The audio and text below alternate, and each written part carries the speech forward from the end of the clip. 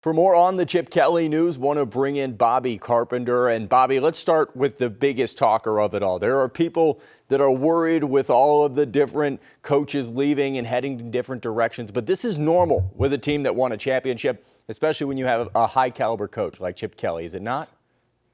Absolutely, Adam. When you look at this, and obviously I think the best model for this is what happened at Alabama under Nick Saban. You look at the title run that they had over the years that they had it, and the number of coaches that they would spin through. That a lot of those guys had been head coaches before, but both on the offensive side and the defensive side of the football, when you're successful, you're going to lose coaches. And Chip Kelly coming here, I don't think anybody anticipated him staying here for 10 years. I think people were hoping that maybe it would be longer than one.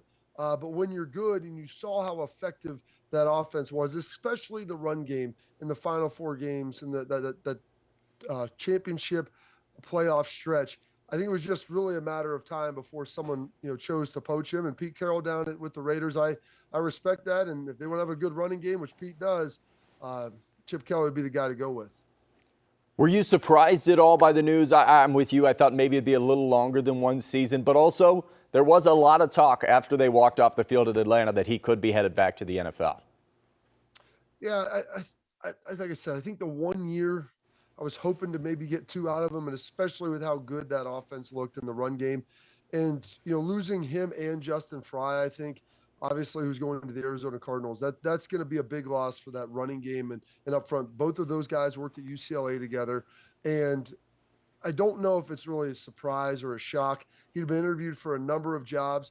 And I was hoping, when some of the other teams went other directions, that maybe we were going to be able to survive this with Chip Kelly and continue to stay married with Ryan Day here in Columbus. But those two have a great relationship. They had a lot of success in this 1 year. And now it's going to be up to Ryan, to replace that offensive coordinator and to try to make sure you replace the efficiency and effectiveness of that offensive run game.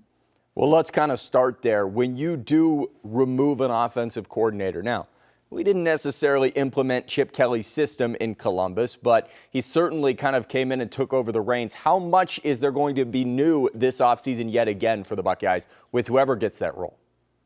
Well, the good news is, this is Ryan's offense. The terminology is going to be the same, and there's going to be congruency throughout that. So whoever comes in and however they decide to do it, maybe it's an internal hire or a promotion or whatever, however that looks, they're going to continue to use the same system and the same verbiage, which will help, Lincoln Keenholz, Julian Sayin, these guys that continue to try to come in and compete for the job. So you won't be learning anything new. The wide receivers, the route tree, all of that stuff is going to be the same.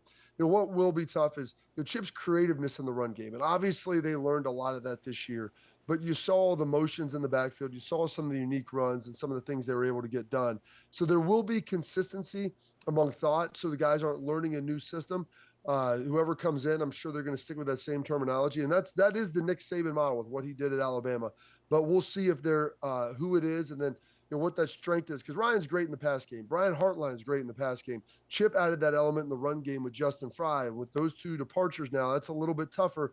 So I would anticipate trying to bring in a couple of coaches who have that same level of creativity or at least close to it to try to bolster that rush attack. There's already been a lot of names that are out there. Now, Brian Hartline is the co-offensive coordinator right now, but if they were going to bring in somebody else as well, is there anybody top of mind for you that jumped out the second the Chip news came out? Offensively, it's interesting because you mentioned Hartline there, and he's really good in the pass game. Ryan is really good in the pass game. It's going to be interesting to kind of see who's out there, who's available, who you kind of lean in, because Chip had a very unique relationship with Ryan. One, I don't think that you can replicate. There was an inherent trust there because of their history and coaching together and being from the same town and all of those different things. But I do think wherever they go, and it's still really early in the process. And do you try to poach somebody from another school? Do you bring them in? Is there someone from the NFL that you could potentially bring in, that has that experience like Chip Kelly, someone who's maybe a former head coach to kind of give Ryan, who it's still like he's one national championship coach, but he's still only been at Ohio State as head coach for 6 seasons. So he's more experienced now. If you can have someone with that relationship and then maybe some NFL credibility, top of mind, Adam, I've been thinking about this and racking my brain who would be that fit. I'm going to probably spend the next day or two trying to figure that out and see if there's people out there. But there's a lot of qualifications that you're trying to hit, and it's going to be tough to try to hit them all. All right. The panic level went up from Buckeye Nation. I think they celebrated for, I don't know, I think it makes it 13 days they enjoyed the national title before everybody freaked out about 2025. What is your concern level about Ohio State going through this offseason now with a new offensive coordinator and a new defensive coordinator? Yeah, it's going to be really interesting to kind of see how that, shaken out. I don't know if, there's anything official yet. They've been tossing around, the idea and bringing in Pitt's defensive coordinator. He's an Ohio guy, ties. I don't know if this is official with Randy Bates yet or not, or if that's ultimately going to happen. But, Ryan Day is the head coach. And when you're successful, people are going to leave. We had Mark D'Antonio leave at Ohio State after my sophomore season. 2 years after winning a national championship. There is going to be some turnover, but I think Ryan has proven throughout his tenure that not only is he a great evaluator of high school talent, being able to procure those players from high school and now also the portal, but probably one of the biggest jobs as a head coach. And they've got a chance to play for some really good ones in the NFL. And Bill Parcells was always the model of this, is being able to identify really good position coaches and coordinators. And Ryan has done a pretty darn good job of that. They've went and they found the right guys. They found the right fits. And if it hasn't worked, he hasn't been afraid to make a change. So Buckeye Nation, I know that everybody, the high is over, the vacation is over. It's time to get back to work. But just I put a lot of faith in Ryan's ability to find that right fit and to make sure that he's making the correct hires. As you said, it will always be Ryan Day's offense, and he did a great job with his defensive coordinator hire in Jim Knowles. So with all of that said, I'll get you out on this, Bobby. There is no timeline set. If you go back a year ago right now, Ohio State didn't have an offensive coordinator to start February.